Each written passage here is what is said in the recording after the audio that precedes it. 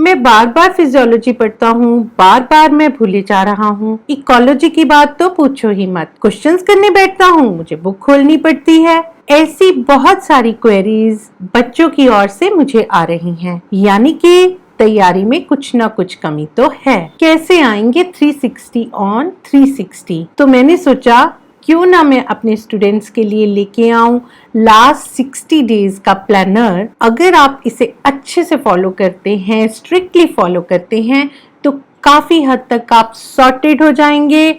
आपकी तैयारी बहुत अच्छे से हो जाएगी और जब भी आप मॉक टेस्ट करने बैठोगे आप सारे के सारे क्वेश्चंस अच्छे से सॉल्व कर पाओगे। इन केस आप अलग अलग लोगों को सुनेंगे, अलग अलग मेथड्स अप्लाई करने की कोशिश करेंगे तो कंफ्यूज हो जाएंगे इन लास्ट 60 डेज में। सो मैं आज आपके लिए एक प्लानर लाई हूँ।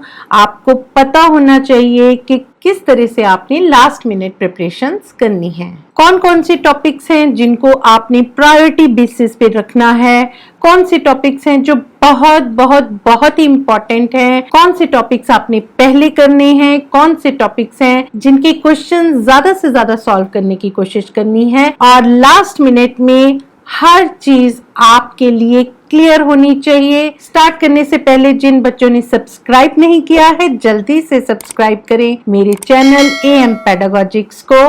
Welcome to AM Pedagogics। Here I would like to revolutionize NEET aspirants. Let's start with preparation for biology. In last 60 days में आपने किस तरह से प्रिपरेशन करनी है 90 क्वेश्चंस की, जिससे कि आपको लेने हैं 360 मार्क्स।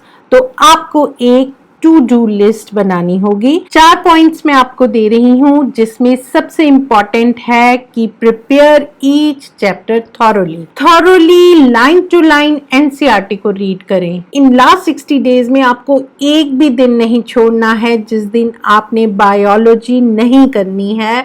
आपको हर रोज बायोलॉजी पकड़नी ही पकड़नी है। Don't skip biology even for a single day. इसके साथ ही हैंड रिटन नोट्स आपने बनाए होंगे। मैं शुरू से कहती आ रही हूँ कि NCERT फॉलो करो। 100% क्वेश्चंस NCERT से ही आते हैं। लाइंस को थोड़ा सा घुमा दिया जाता है और नया क्वेश्चन बन जाता है। और अगर उसके बेसिस पे आपने अपने नोट्स बना रखे हैं तो उन्हें जरूर फॉलो करें। इसके अलावा आपको प्रैक्टिस मटेरियल चाहिए। सबसे ज्यादा जरूरी है previous year questions. 70% NEET exam last years में जितने भी क्वेश्चंस आए हैं उनमें से ही आएगा।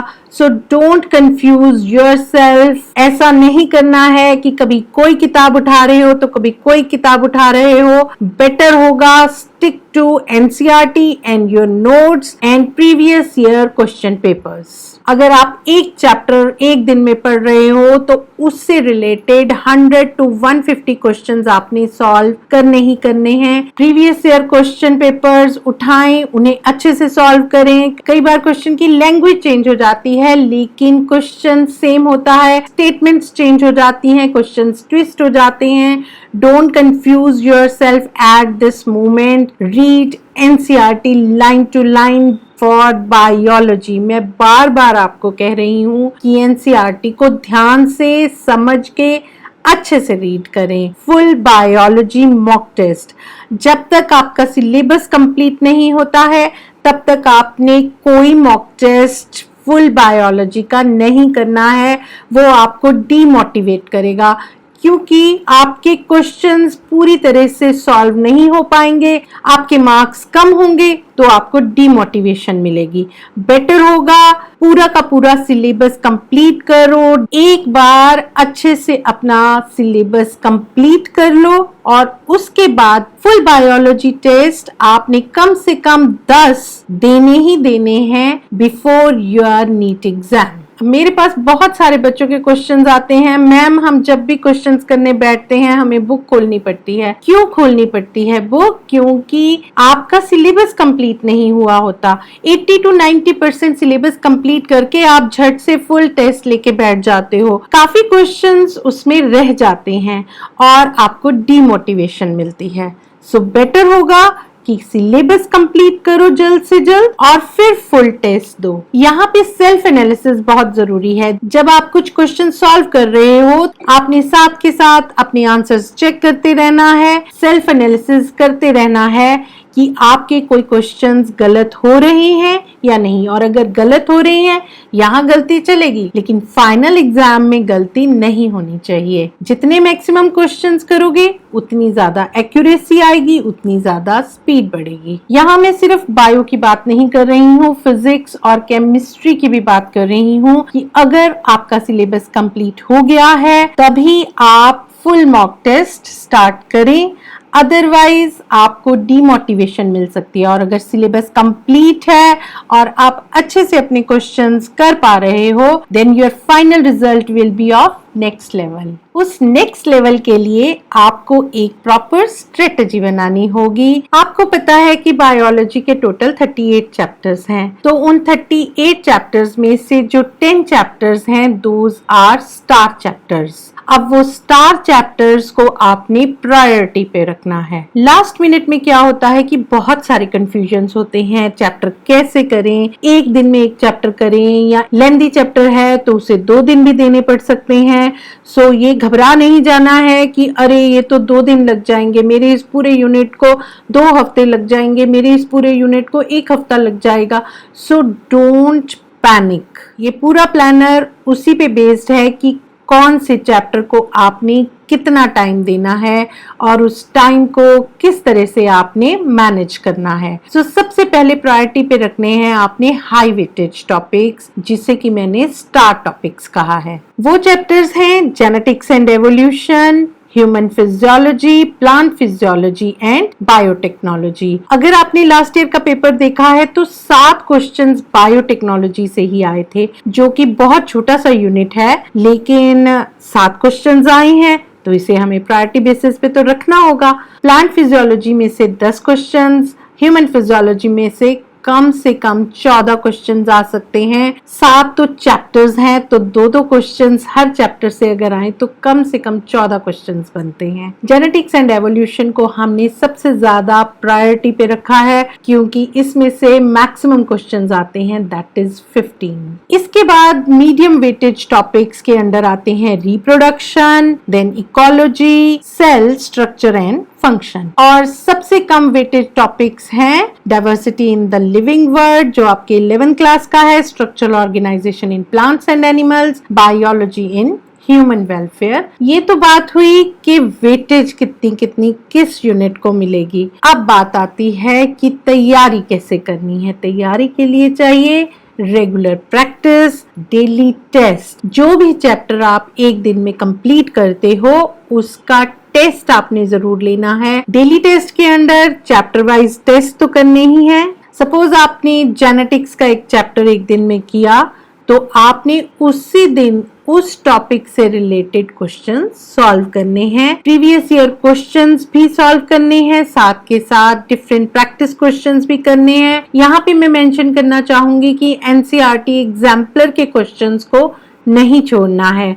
कुछ बच्चे एनसीईआरटी एग्जाम्पलर को टच भी नहीं करते हैं, उसमें जितने भी एमसीक्यूज हैं वो भी आपको सॉल्व करने हैं। प्रॉपर टाइम लिमिट लगाते हुए आपने इन क्वेश्चंस को सॉल्व करना है ताकि एक्यूरेसी तो आपको पता लगेगी ही, स्पीड भी आपकी बढ़ेगी इन क्वेश्चंस को सॉल्व करते हुए। इसके अलावा आपने वीकली टेस्ट देना है। जितना पोर्शन आपने एक वीक में कंप्लीट किया है उन टॉपिक्स से रिलेटेड क्वेश्चंस को सॉल्व करना है, और सेल्फ एनालिसिस तो बहुत ही जरूरी है। इसके अंदर आपने 300 क्वेश्चंस लेने हैं, 180 मिनट्स का टाइम खुद को देना है। 180 मिनट्स में 300 क्वेश्चन सॉल्व करने हैं, जैसे कि आपको नीट एग्जाम के दौरान देना है। जब आप सेल्फ एनालिसिस करोगे, अपने क्वेश्चंस को बाद में चेक करोगे कि कितने सही हुए और कितने गलत हुए, स्पीड और एक्यूरेसी के साथ साथ फोकस एंड कंसंट्रेशन भी बढ़ेगी। हमें पता है कि हमारे पास सिर्फ और सिर्फ 60 दिन है। इन 60 डेज में हमने किस चैप्टर को कितने दिन देने हैं। एक तो बात हुई कि प्रायोरिटी बेसिस क्या है, दूसरी बात है कि पर्टिकुलर यूनिट के अंडर जो चैप्टर्स आते हैं, किस चैप्टर को कितने दिन में हमने लास्ट रिवीजन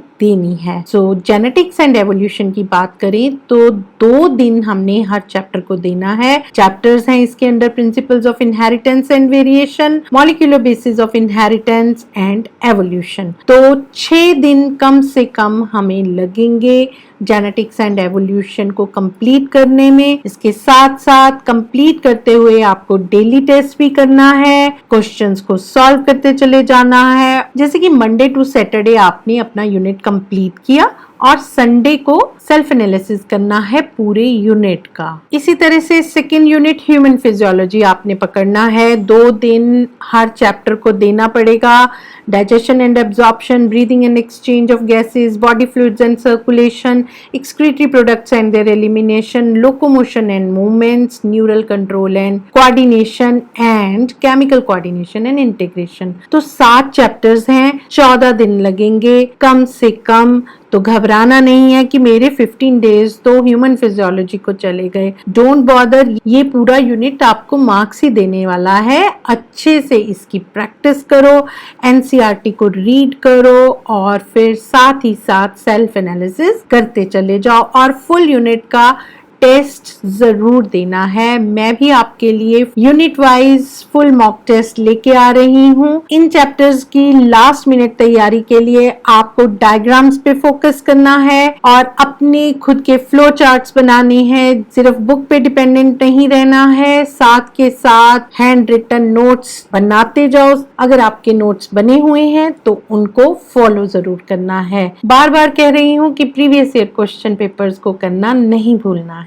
थर्ड यूनिट करना है प्लांट फिजियोलॉजी का। इसके अंडर भी जितने चैप्टर हैं 2 दिन लेंगे वो चैप्टर्स, क्योंकि थोड़े लेंथी हैं।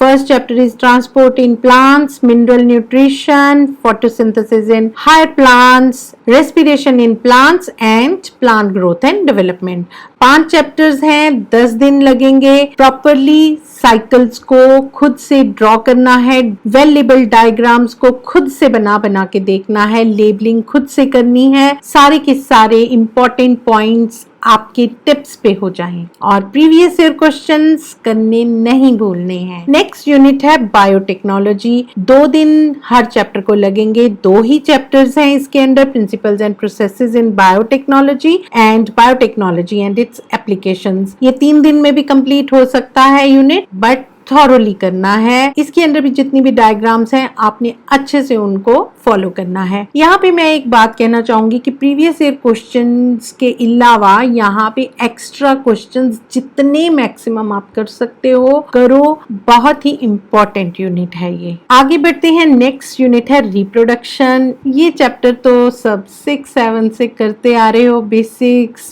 1 डे ईच चैप्टर। ये तो सबके टिप्स पे पहले ही होगा। Reproduction in organisms, sexual reproduction in flowering plants, human reproduction and reproductive health. Reproductive health थोड़ा ज्यादा टाइम लेगा, अदरवाइज 4 दिन में ये यूनिट कंप्लीट हो सकता है। एनसीईआरटी को थॉरोली रीड करो और मैक्सिमम नंबर ऑफ क्वेश्चंस को सॉल्व करो। Next unit is ecology. Theoretical है, 1 दिन हर चैप्टर को देना पड़ेगा। Habitats, organisms and population, ecosystem, environmental issues and biodiversity and conservation. ये यूनिट थोड़ा सा थ्योरेटिकल है और बच्चों को थोड़ा बोरिंग भी लगता है। इस यूनिट की तैयारी के लिए एक सिंपल सा रूल है कि एनसीईआरटी को लाइन बाय लाइन रीड करते चले जाओ और छोटे छोटे पॉइंट्स बनाते चले जाओ। लास्ट 10 डेज में जब आप अपनी लास्ट रिवीजन कर रहे होगे तब ये पॉइंटर्स आपके बहुत काम आने वाले हैं। मैं यही कहना चाहूंगी, एनसीईआरटी रीड करते चले जाओ और पॉइंट्स बनाते चले जाओ कॉपी पे। वो पॉइंट्स ही आपको हेल्प करेंगे आपके क्वेश्चन सॉल्व करने में। आगे बढ़ते हैं, बहुत ही सिंपल सा यूनिट है, सेल स्ट्रक्चर एंड फंक्शन। 1 दिन हर चैप्टर को लगेगा। Cell, unit of life, biomolecules, cell cycle and cell division. बहुत ही इजी यूनिट है, कोई भी परेशानी वाली बात इसमें नहीं है। इजीली आप रिवाइज कर पाओगे। हाँ, बायोमोलिक्यूल्स को शायद 2 दिन भी देने पड़े। आगे बढ़ते हैं, diversity in the living world. ये तो बच्चों के टिप्स पे होगा क्योंकि 11th का पहला चैप्टर है। बहुत ज्यादा जोश होता है जब ये चैप्टर स्टार्ट होता है कि हम तो डॉक्टर बनेंगे, लेकिन वो जोश अब भी नहीं छोड़ना है आपको। एक दिन में एक चैप्टर ये हो जाएगा, the living world, biological classification, plant kingdom and animal kingdom. इसको लर्न करने के लिए भी सिंपल सा रूल है, लास्ट मिनट में अब आपको सिर्फ अच्छे से एनसीईआरटी रीड करनी है। हाँ, जितने ज्यादा क्वेश्चंस आप सॉल्व कर पाओ बेटर होगा। एनालिसिस साथ साथ करते चले जाना है इनके क्वेश्चंस का। जितने ज्यादा क्वेश्चंस करोगे, जितनी गलतियां करोगे, गलतियों को रिजॉल्व करोगे तो एक्यूरेसी आएगी। नेक्स्ट यूनिट के लिए भी मैं यही कहूंगी कि प्रॉपर एनसीईआरटी को रीड करो। Structural organisation in plants and animals, strictly follow NCERT for morphology of flowering plants, anatomy of flowering plants and structural organisation in animals. Last but not the least, biology in human welfare. हर chapter को एक दिन देना होगा आपको। Human health and diseases, strategies for enhancement in food production and microbes in human welfare. Human health and diseases को 2 दिन आप दे सकते हो, तो ये यूनिट भी आपका 4 दिन में अच्छे से प्रिपेयर हो सकता है। मेरी बात को पूरा ध्यान में रखना है कि साथ साथ सेल्फ एनालिसिस करते रहना है। जो टॉपिक भी आप एक दिन में कर रहे हो उससे रिलेटेड क्वेश्चंस आपको सॉल्व करने होंगे। प्रीवियस ईयर क्वेश्चंस को भी सॉल्व करना है, साथ के साथ एक्स्ट्रा क्वेश्चंस को भी सॉल्व करते चले जाना है। एंड में मैं यही कहना चाहूंगी कि नीट बायोलॉजी 2022 की प्रिपरेशन के लिए प्लान ऑफ एक्शन बहुत जरूरी है। प्लानिंग तो सब कर लेते हैं लेकिन एक्ट करना बहुत जरूरी है। और टिप्स यही देना चाहूंगी कि study NCERT line by line, diagrams, tables and flow charts को खुद से बनाओ, खुद डायग्राम्स लेबल करो। टेबल्स में से बहुत सारे क्वेश्चंस आ जाते हैं, बच्चे टेबल्स को बिल्कुल फॉलो नहीं करते हैं, छोड़ देते हैं।